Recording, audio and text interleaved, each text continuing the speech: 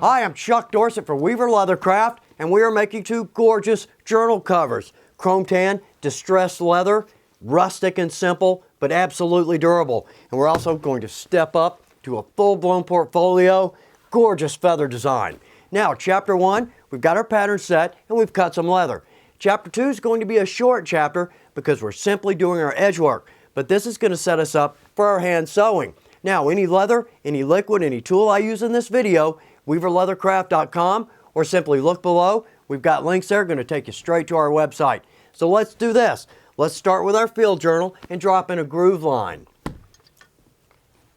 Now, with our chrome tans, they don't typically groove well and they almost never bevel well because they're simply too supple. In this situation, we've got just enough body here to add a groove, but the bevel, we're not going to worry about that on our chrome tan.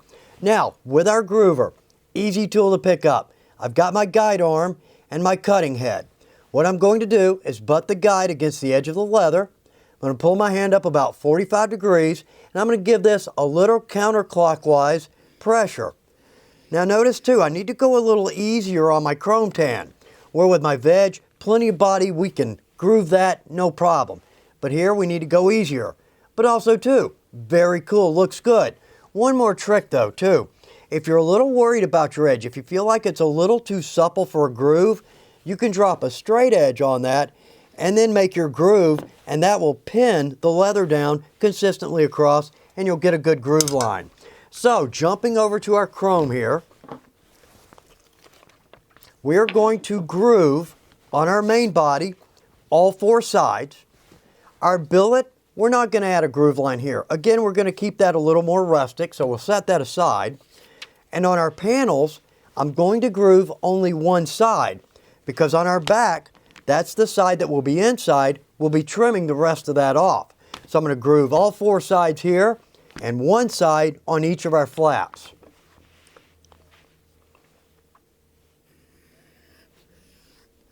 And my last groove line, that looks good. All right, very professional.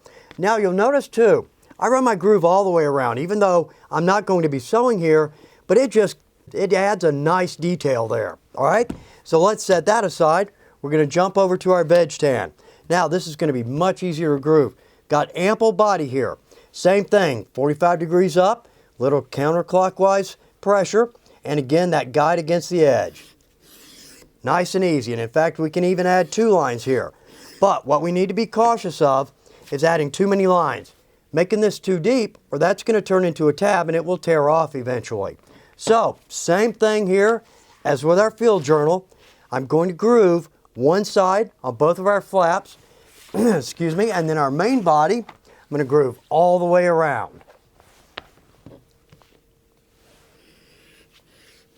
And my last groove line, well, that looks very good, clean and consistent. Now, we're going to jump over to our bevel, number two Master Tools bevel. But here's the thing, we typically would bevel both sides so that we get a rounded edge. But we're going to be sewing onto this. So we're going to have two edges here. So what I want to do is I'm going to bevel front sides only on my main body. And then when we glue that and trim it, we'll bevel our back side. So right off the bat, all four sides on the face of my main body here, and just along my grooved edge on my flaps.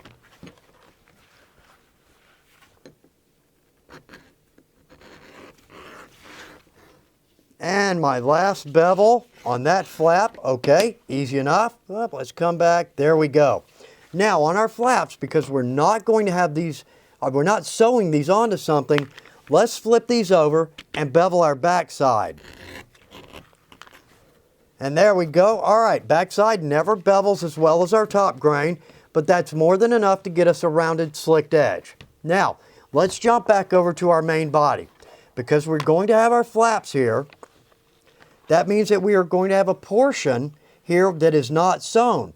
I do want to add my bevel there.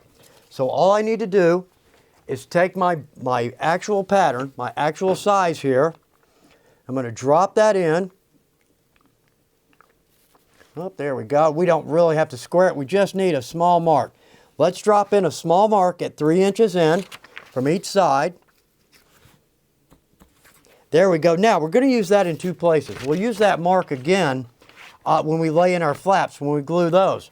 But for right now, let's just take our bevel and let's bevel between those so we can get a good rounded edge between our flaps.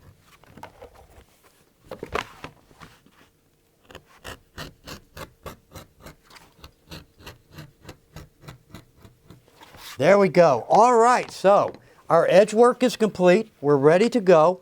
So follow me to chapter 3 where we're going to work on our feather. We're going to drop our feather in here, get that tooled, then we're going to start some hand sewing.